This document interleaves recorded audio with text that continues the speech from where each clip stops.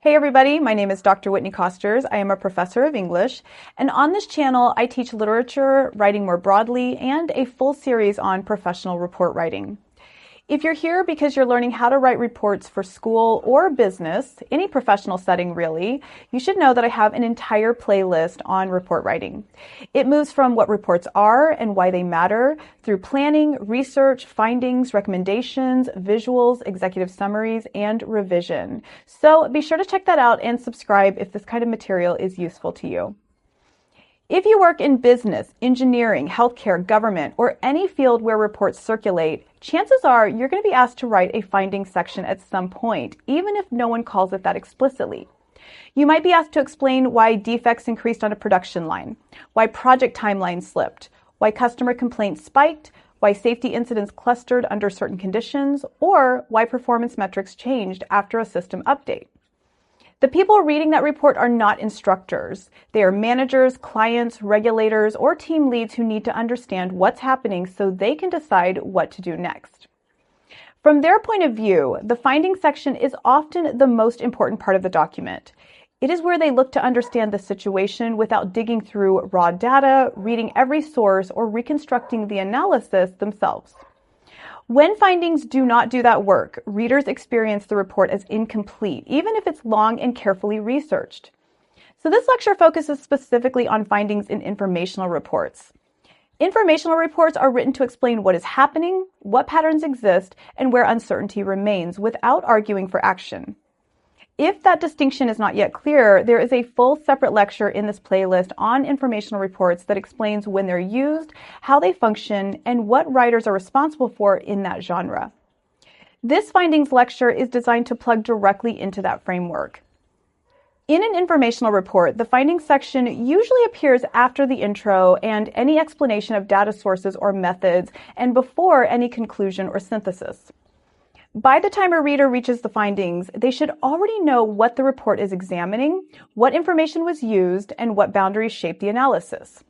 The findings section is where the report delivers on its promise by explaining what the evidence actually shows. Students and professionals often assume the hardest part of a report is research. In practice, though, the hard part is explaining what the research establishes once everything has been considered together. That is the responsibility of the findings section. At this point in the process, the writer usually has a lot of material on the table. Sources have been gathered, notes have been taken, and patterns are starting to make sense internally. And that is exactly where many writers get tripped up, especially if they are new to report writing. The instinct is to show research. Writers summarize articles, list studies, or walk the reader through what each source says. That approach feels responsible, but it misses what findings are actually for. A findings section is not a list of sources, even when those sources are credible. It's not a summary of articles read during research, and it's not a place to show everything learned along the way. From a reader's perspective, those moves create extra work. The reader has to decide what matters, determine whether sources agree, and figure out what the takeaway is. And in professional settings, that is just not what readers expect or have the time to do. A findings section exists to explain what the evidence establishes once everything has been considered together. Not what one report says, not what another article argues, but what the evidence shows as a whole. That means findings operate at the level of patterns rather than individual facts. A single data point or a single quote is not a finding. A finding is something that keeps appearing once multiple sources, data sets, or observations are viewed together. For example, imagine a report written in an engineering firm after a series of equipment failures. A fact would be that one incident report mentions overheating. A finding would be that across incident logs, maintenance records, and sensor data, equipment failures consistently occur after prolonged operation at peak load without scheduled cooling intervals. That statement gives the reader a stable understanding of the situation, and it explains what's happening in a way that can be used. So, when deciding what belongs in the findings section, the most useful question is very simple. Once all the evidence is on the table, what keeps showing up? Those answers are your findings. At that point, a new challenge usually appears. Once the patterns are clear to the writer, the issue is no longer identifying the findings, but making sure a reader can recognize them without doing extra work. This is the moment where organization starts to matter. Now, many writers organize findings by source, moving from one study to the next. But that can be problematic from a reader's point of view because the structure can read like research notes rather than explanation. And the reader has to interpret, compare, and synthesize while reading, which is exactly what the findings section is supposed to prevent. That means findings should be organized by insight, not by source. Each finding should explain one clear thing the reader needs to understand about the situation. That's why headings matter so much in findings section. A heading like data analysis or survey results does not help the reader orient themselves. A heading like production delays increase during overnight shifts or customer complaints spike after software updates tells the reader immediately what the finding establishes. If a heading cannot be written clearly, it's often a sign that the finding itself needs more thinking. Once a finding is identified, writing it follows a sequence that readers expect, even if they cannot articulate it. First, the pattern should be described clearly. What is happening, when it happens, and under what conditions it appears. Readers should not have to infer scale or context. Second, the pattern should be supported with evidence.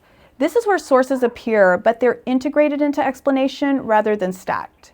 The writer shows how multiple sources align, reinforce, or complicate the pattern.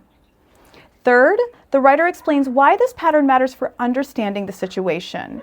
Now, this is interpretation, not recommendation. It answers the question of what kind of issue this appears to be, whether it looks systemic, situational, seasonal, or tied to specific conditions. Finally, the writer names limits. If the pattern only appears in certain departments, locations, timeframes, or data sets, that should be stated. From the reader's point of view, this information is essential because it tells them how far the findings can responsibly be carried forward. Now, writers often ask how long a findings section is supposed to be or how many findings a report should include. There's no fixed page count, but in practice, the findings section is usually one of the longest parts of an informational report because this is where the core explanatory work happens.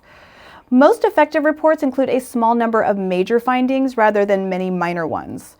Readers are better served by 3 to 6 clearly explained findings than by a long list of loosely connected observations. A simple finding may take a paragraph. A more complex one, especially one that includes a visual, could take multiple. Length should follow complexity, not a word target. Visuals often appear in findings sections, especially in technical, business, or engineering reports, and readers tend to look at them quickly.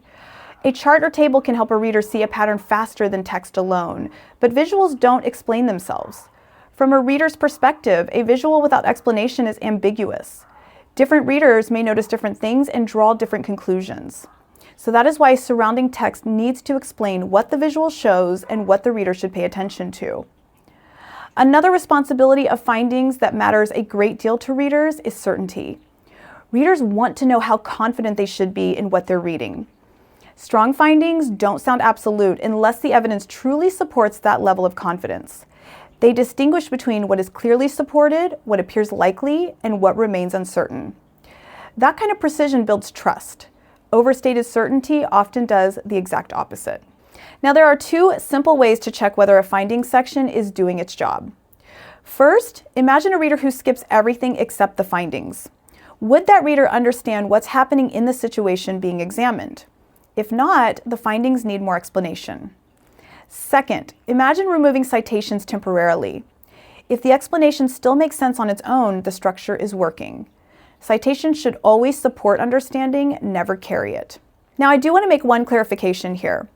Everything described in this lecture applies most directly to informational reports where findings appear as a named section. In recommendation or decision reports, that same findings work still happens, but it usually is embedded earlier in the document so it can support the evaluation of options and the final decision.